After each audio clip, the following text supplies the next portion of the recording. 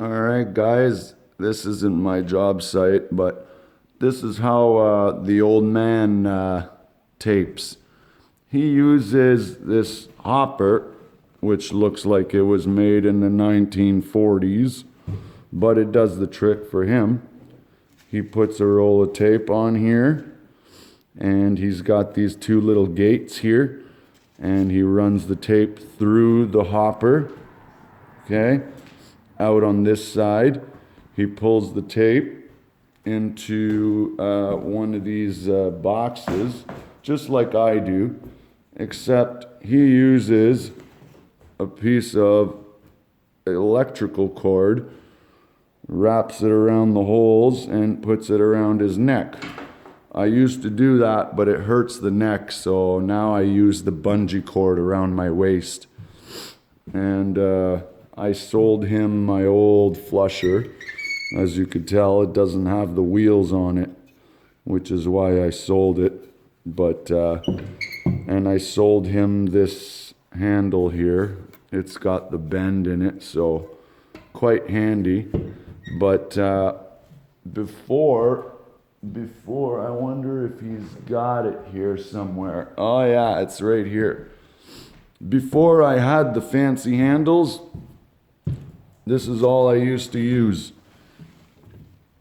It's just a simple ball, Can-Am, into a wooden handle.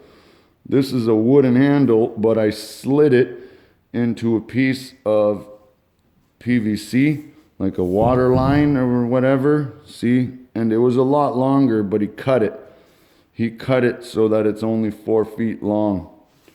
And you could buy that ball for $10 and the wooden handle for $10. And that's all I've ever used for the longest time, until I decided to pony up and buy some better tools.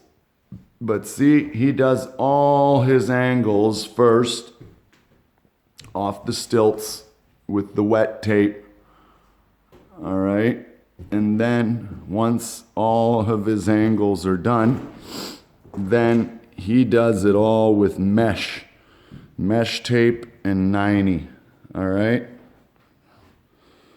And you can still use this for corner beads.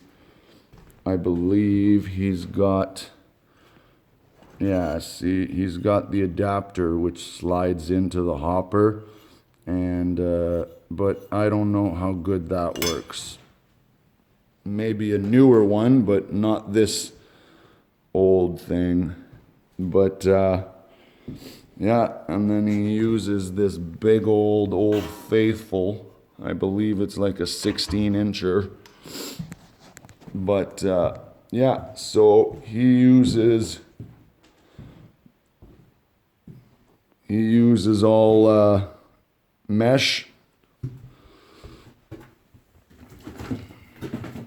tape, CGC, fiberglass tape, and he fiberglasses all his flats, every single flat, and then just skim tight, see, which allows you to pre-fill at the same time. Me, I just load this with mud, thick mud right out of the box, just like he did right here. Just fill it with thick mud, let it dry, and then tape it. And yeah, which is why he's got about like 6 or 7 bags of 90 and about half of the pile of mud as I do. But I don't know, look at that big gap. Look how far his corner bead is, how much further his corner bead is. And look, don't you hate when drywallers do that? Give you an upside down board. Now you got to skim that whole board. Oh man, I hate that. But this is just a look at other ways to do it, right? And he doesn't have a tube or nothing, so he hand coats all of this, which is a pain in the butt. I don't know why anybody would do that. Oh boy, look at that big gap. Hey, it's just a freaking huge hole, and he just tapes right over it. But I guess he can because he's taping it all by hand. I feel bad for him. Anyways, guys, have a good day.